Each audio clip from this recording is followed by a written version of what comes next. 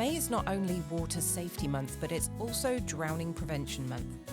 Here to chat with us about how we can stay safe in, on and around water is Aquatics Manager Devon Poulos with Northport Parks and Recreation.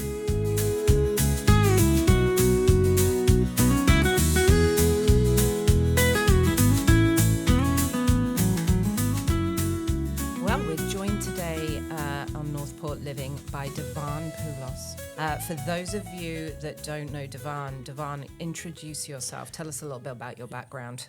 So good morning, everyone there. So I currently am the Aquatics Division Manager, so I oversee the Aquatic Center, the splash pad out east, as well as War Mineral Springs Park. Within those roles, where I'm responsible for the recruitment, the hiring, making sure we stay in line with our approved budget with there. I've been involved in aquatics for over 15 years with varying levels from swim instructor to lifeguard instructor, trainer, and everything in between there. And I've been at the Aquatic Center since it opened in 2019. Awesome. 15 years in aquatics. What is it you love about it so much? I still get goosebumps when kids learn how to swim. There's something magical about when they take their first 5 yards off the wall and they gain that confidence for that. So that's really a big piece for me. I also enjoy seeing families really just come and enjoy their time at the facility. That became really apparent during COVID. So we were closed for about 76 days. We opened in June of 2020, and we've remained open every day since then. And it was awesome when the world was gray and dark to see people actually be able to come outside and enjoy themselves, and it's just a great equalizer. Yeah, absolutely. So we're coming up to May, and it's Drowning Prevention Month. Why is that an important topic to discuss in Northport? I mean, we're not near a beach, we're not near any of those things. Like, why is it something that we should be focusing on? Absolutely. So if you've been in Northport for the past couple of years, we've had some major storms come through, and it's put water where water was not before. We also have over 80 miles of freshwater canals that go throughout the city, so it's important that people understand that while, yes, majority of drownings do occur in backyard swimming pools, we also need to understand that beaches, lakes, freshwater streams, all those items, even ditches in the front yard, when we get a storm that comes through, could have some water in it there. In the United States, drowning is the leading cause of death for children ages 1 through 4. Wow.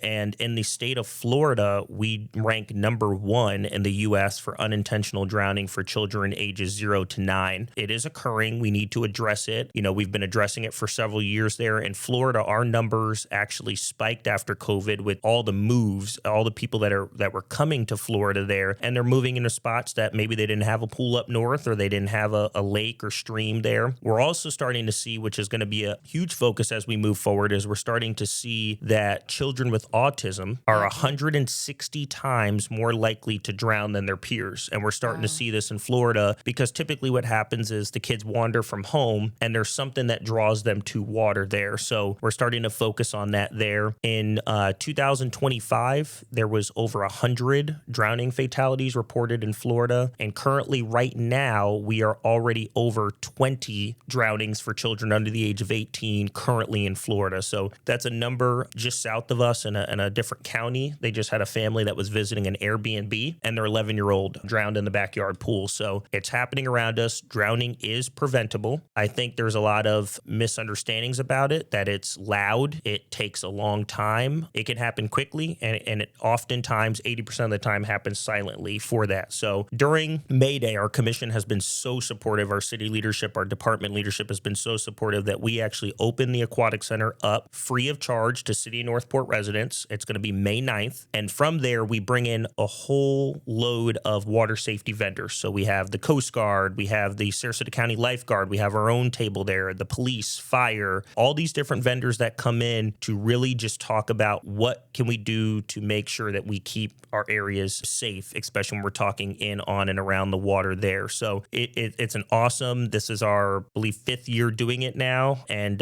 we're just super excited to partner with all these agencies to make sure everybody understands that drowning is happening. A lot of people ask me, are we seeing different ethnic backgrounds with drownings? Yeah. It's really equalized out over the year. There's only a couple percentage points between. Really what we're seeing is if a family does not have access to learn swimming lessons, they're not going to learn how to swim. If a mother never learned how to swim, their child probably didn't learn how to swim. So it's all about breaking that cycle there. And we've done a pretty good job here at the Northport Aquatic Center. Since opening, we've had over 7,000 kids take swimming lessons at our pool. Oh, that's awesome. And I really do believe we're making a difference in the world. Yeah. And it's not something, it's heartbreaking. Somebody's child, you were talking about there, losing their life, 11 years old. That's really heartbreaking. But as you said, it is absolutely preventable. What are some of the ways that we can keep everybody safe around water? What are the things we should be doing? Absolutely. So one of the first things, and we talk about this during our swimming lessons with the parents, is you got to put the phone down.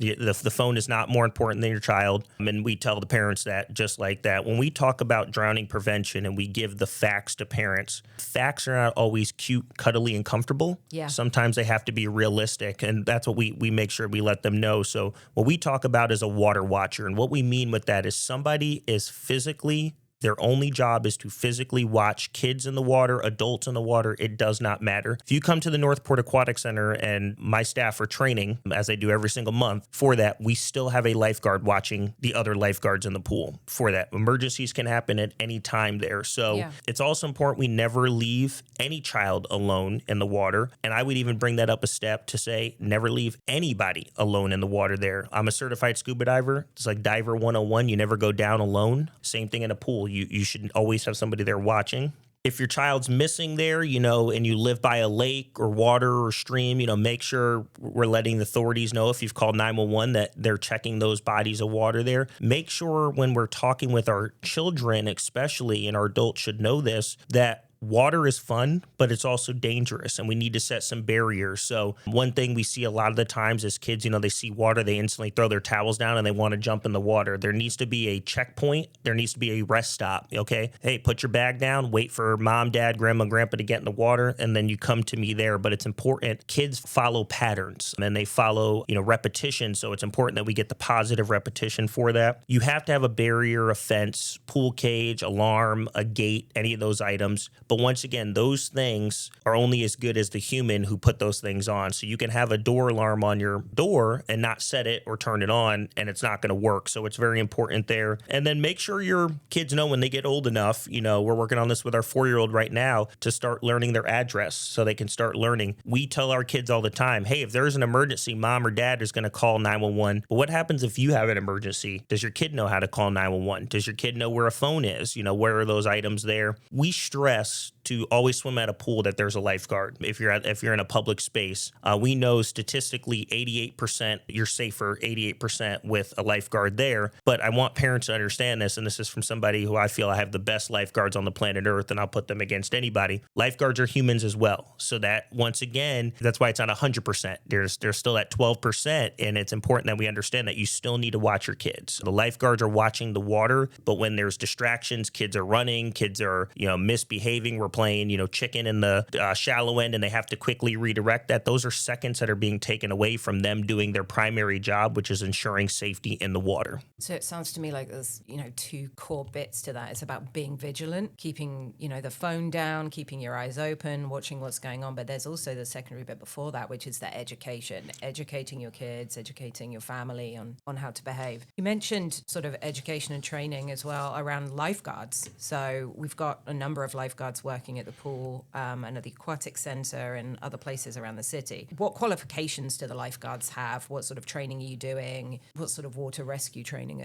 are your guys doing? Absolutely. So all of our lifeguards, when they get hired here, we start hiring at 16 years old. It's important when we talk about 16-year-olds is we can't just hire people that are just looking for a summertime job. This is a commitment. They have to understand. So we do something that's pretty unique here. I actually have a parent meeting with all of our parents of our 16-year-olds before they come to take their initial swim test. And I make sure the parents understand that your child is signing up, that they could potentially be saving someone's life. Yeah. If you are not ready to take on that responsibility, that's fine. Please stand up. there's a door. Come back when you're ready for that there, because we need to make sure every day when we're there with our lifeguards, we call it being locked in. When the door's open, we're locked in, for that. Most of the times I'm wearing dress clothes. If I was walking by the pool and I saw a kid that was struggling, I would be going in my dress clothes. It cannot be a thought. It has to be part of your muscle memory. Yeah. Once we do that, they take a course. It's about 24 hours of an intense lifeguard course where we're just teaching the water rescues there. The Red Cross, which is the American Red Cross, which is who our certifying agency is, they have standards, and that's taught by a lifeguard instructor. I'm a lifeguard instructor trainer, which means I went to a national academy to be able to certify lifeguard instructors to the curriculum. So when you go to another Red Cross facility, our lifeguards should be doing the same exact thing that another facility is doing. Those pieces are national standards. Once they pass that course, which there's 2 written assessments, and then there's also the physical, you need to be able to demonstrate the rescues. Once they pass that, we then do another certification, which is about a 6-hour, which is teaching them how to be a lifeguard around water park features, because we do have the slides and how to backboard and how to turn off the e-stops and things like that. Once they pass that, once again, they need to demonstrate, pass the test. They are required to do 4 hours of training a month. If they miss an in-service training, we remove them off the schedule. Wow. And until they catch that in-service training up, that's their responsibility. They have to get recertified every 2 years. Now, our staff at Warm Mineral Springs, they do a waterfront training, which is completely different. A pool, we're fortunate, we filter the water and we can see the bottom, it's clean, things like that. At Warm Mineral Springs, with it reoccurring naturally, and it's spring water, you can't see the bottom. So then they go into more of recoveries with being able to do search patterns and using fins and snorkels and mask and towing, and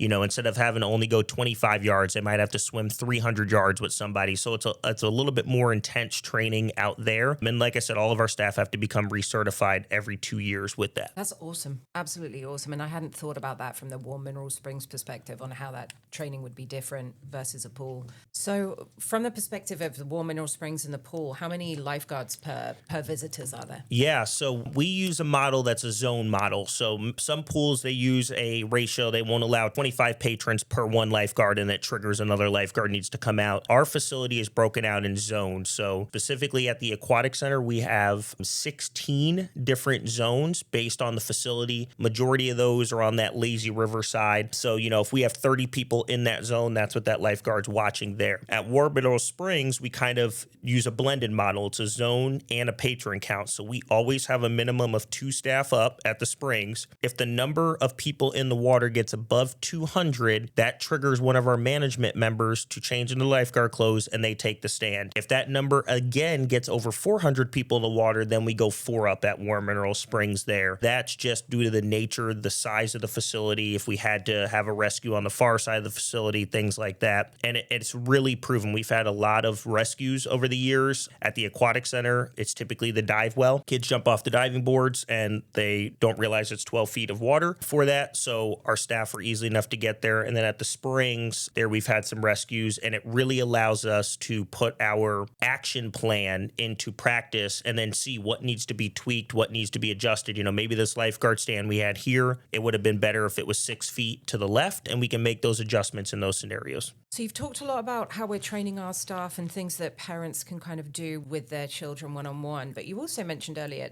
if a mum hasn't learned to swim, maybe her kids won't learn to swim. What kind of resources do we have from the city for swim lessons or swim scholarships and those things that parents can send their kids to us to get that support Absolutely. from? So the first thing is our city leadership has been so supportive to understand that swimming lessons are for all, and we need to set it to where I talked about earlier with that access. So our swimming lessons, if you're a resident of Northport, are $45, and you get 6 30-minute group classes for $45. For that, if you're not a resident, we have a lot of people that live just on that border and they choose to come to our facility, it's $55 for that same 6 30-minute classes. We are super excited. We just joined about 2 months ago the Red Cross Centennial Program. And what that allows us to do is we get 200 vouchers a year that we can offer to all the way from children to adults, 200 vouchers. They would only pay $5 for swimming classes, and the Red Cross reimbursed the city for the remainder of that. So we're actually going to be launching that in one of our local elementary schools next month, just to see, hey, how does this work? How does this go? And then roll out with that. My goal is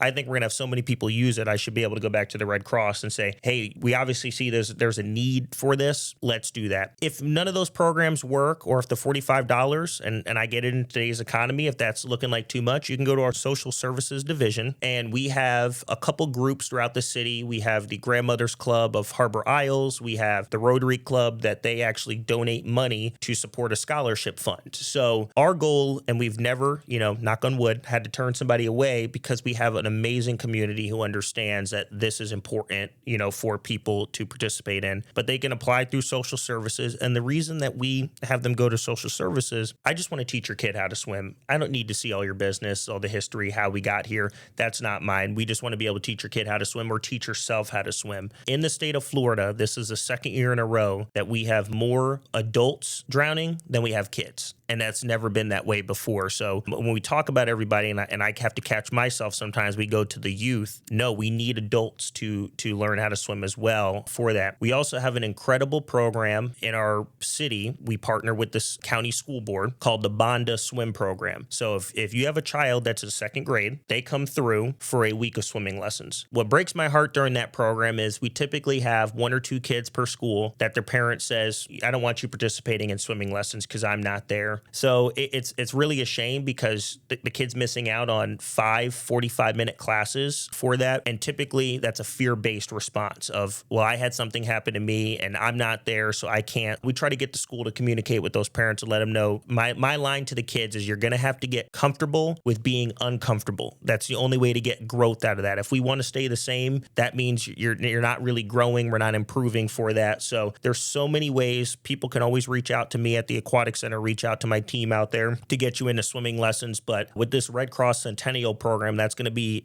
a huge game changer, and we're locked in for 3 years with that. So, that's potential of 600 kids to take swimming lessons for $5 for that. So I'm pretty excited about that. And I loved what you said about adults as well. I think, I was talking about it earlier. The mum doesn't know how to swim, so what can she do for her kid? Well, actually, she can go and do the swim lessons too, right? We should be promoting that to 100%. 100%. And the adult swimming class is such a unique course taught through the Red Cross, because the adult swimming class is really focused on getting that adult to where they want to be, where the youth has such a curriculum based to it of, hey, a 3-year-old should be doing this, a 4-year-old, a 5-year-old, a 6-year-old, on and on. The adult is really, hey, if you want to come in and your goal is you just want to be able to put your feet in the water because your grandkid knows how to swim, but you want to be that water watcher, we're going to work on getting your feet in the water. If you want to work on getting your face in, and we've actually had several adult city employees take our swimming classes as well. For the adults, what we've seen the biggest reservation being is it's a embarrassment that they feel that,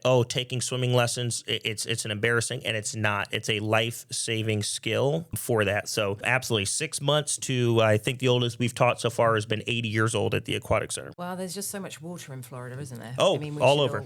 Water safety is really important. Well, thank you for coming in and talking to us, Devon. It's been awesome. Just to end out on, what's the most important concept? What's the one thing that someone should think about when it comes to water safety? Yeah, so when it comes to water safety, our biggest thing when we're teaching this during our swimming lessons is we want people to feel calm and relaxed in the water. So the biggest piece is, like I said earlier, being comfortable with being uncomfortable, learning how to float, learning how to breathe. And then it kind of seems silly, but just relaxing. Most people, they struggle because they're so tense and they're so scared that they're just not relaxed there. And we work on those pieces there. I will not, knock any other swimming certifying agency there. But one thing that puts us different with the Red Cross curriculum versus others is we are really focused on achieving results through when the kid's ready to achieve those results. That builds trust. If I tell a kid, hey, jump in the water, Mr. Devon's going to catch you, I need to catch that kid every time. But when I don't want to catch that child because I want to see them independently do it, we're going to bring that child in and say, hey,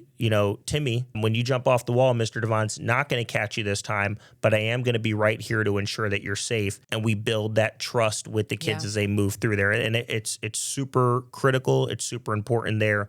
But the floating, absolutely, and being able to rotate yourself back to swim is super important because that's a life-saving skill. If you're swimming 25 yards against a pool and you take a quick rest, you need to be able to float on your back. You could even call for help. So many things you could do there. Awesome. It's just so lovely. I go to some meetings at the Morgan Center and you go past the pool and you hear kind of happy squeals and kids having fun. And that's what we want to hear around water. We don't want to be hearing sirens and other things. So thank you so much to you and your team for everything that you do for the community in Northport. You're well known by a lot of people because of everything you do. Thank you so much. We hope you enjoyed this episode of Northport Living. Water safety is such an important topic to discuss, especially living in Florida. To find more information related to water safety, swim lessons, and the Northport Aquatic Center, you can visit northportfl.gov/pool, which will be listed in the show notes.